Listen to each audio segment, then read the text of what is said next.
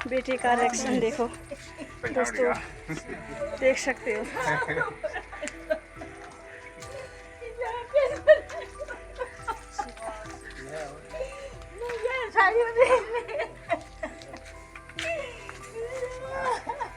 बैठो, कोई बात नहीं, कर्मों का लेखा जोखा है।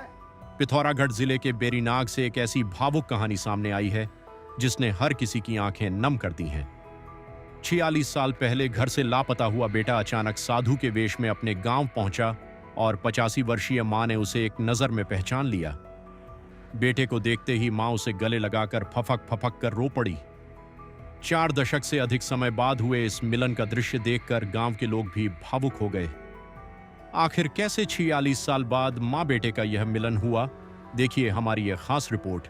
पिथौरागढ़ और बागेश्वर जिले की सीमा पर स्थित बेरीनाग क्षेत्र के दौलीगाड़ गांव निवासी बुद्धि बल्लभ उपाध्याय वर्ष 1980 के आसपास महज 15 साल की उम्र में घर से अचानक लापता हो गए थे।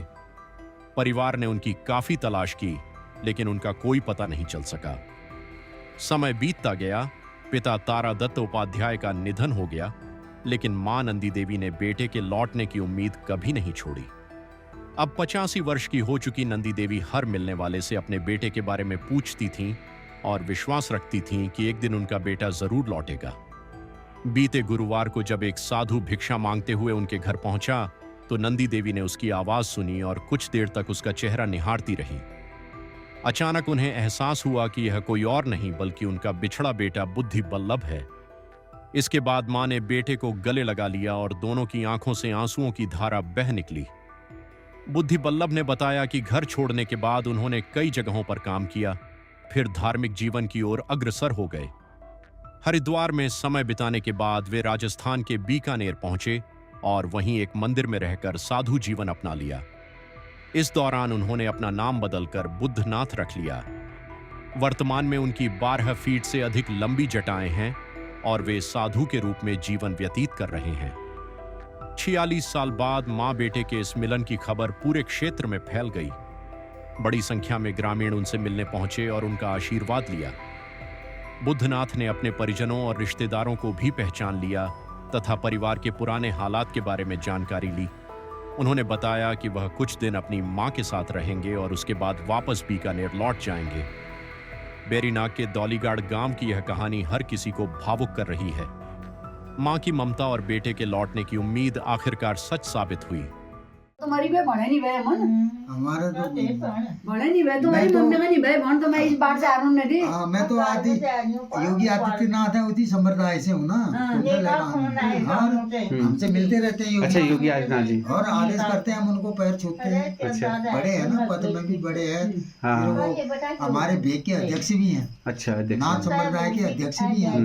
और उनकी माया अलग है माना। अच्छा, वो उनके जो अभयनाथ जी थे उनके गुरु थे, उनका भंडारा हुआ तब भी हम गए। नाथ का घर है ना, नाथ जी के घर में नाथ जी जाएगा।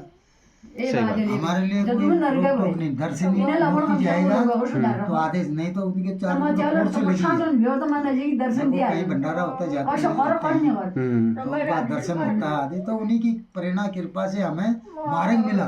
जब हमने बोला इतने बड़े ज्ञानी ज्ञानी संत इस रूप में सनातन की रक्षा कर रहे हैं, तो सनातन के लिए ये मर रहे हैं, अपने को छपा रहे हैं, तो हमने ये जिंदगी को किस लिए रखना है। सही बात। ये माँ बाप ये तो मोह माया लगी रहेगी, आगे जन्म में भी मिलेंगे, पिछले जन्म में मिलेंगे। लेन देन है तो लेन देन। अब जो ये लेन देन था इनका इतना था भी इतना बिछड़ना था, हमने लेन देन है। किसी जन्म से हमारी भक्ति रह गई थी, वो भक्ति के चक्कर में हमें जाना पड़ा। लखन अभी कहाँ भक्ति हो रही, पूर्ण तो अंत नहीं है इसका। तो साल कर याद में माई 31 पूरी हरिद्वार क्यों कर रहे हैं, पूरी जिंदगी हम इसी भेष में रहेंगे। कोई तो 12 पूरी जिंदगी क्यों करते हैं बात?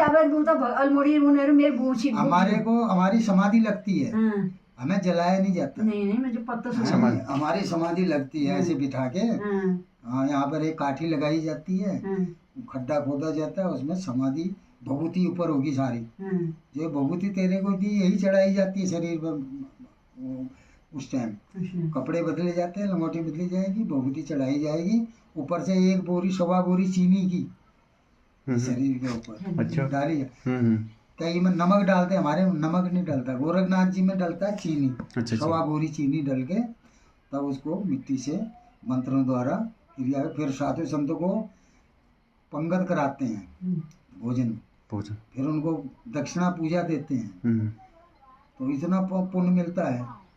तो अभी गृहस्थी को थोड़ी पता है। इन्हें तुम्हारा बाबू होने वाले दुल्हनी घर आ जाला दी बगार में छनगाड़ा था धरा बगारा धरा मरायो औलाद वे औलाद दुख बैठुल के नो बहुत भयंकर होता है, बहुत दुख होता है। ये मोह माया तो मोह बोला माया ना, ने इससे निकलना, इससे तो मर गई छुटकारा है। अब उनको अपने कर्म के हिसाब से पता लग रहा है ये क्यों छुटकारा हुआ, क्यों ये घर में पैदा हुआ, अभी क्या, वो आत्मा सब जान रही है। अब उसको भी मुक्ति मिलेगी। क्यों मिलेगी? इस घर में भाई, तुम्हारे घर में कदों मर गए ने छाड़ी में, हाँ हो गई 60 जेठा तुम्हें होनेला 65 के करीब हो गई। 65 हो जब 70 में एक साल में अगले से आए। हाँ बताओ। पूरन जट ने ना मैं असल जहान में नहीं मैं 2 साल दो यूं ये देखो, ये जटा एक दिन में थोड़ी कितने फुट की जटा है? मैं नापी तो नहीं कभी। ये तो हैं लगभग 15 फुट से 15 फुट 12 फुट। 6 फुट की तो मेरी लंबाई है। हाँ 6 तो 9 10 फुट की है। तुम तपस्या तपस्या है सब। ये तपस्या है हमारी। ये देख डबल है मेरे से 12-11 फुट है।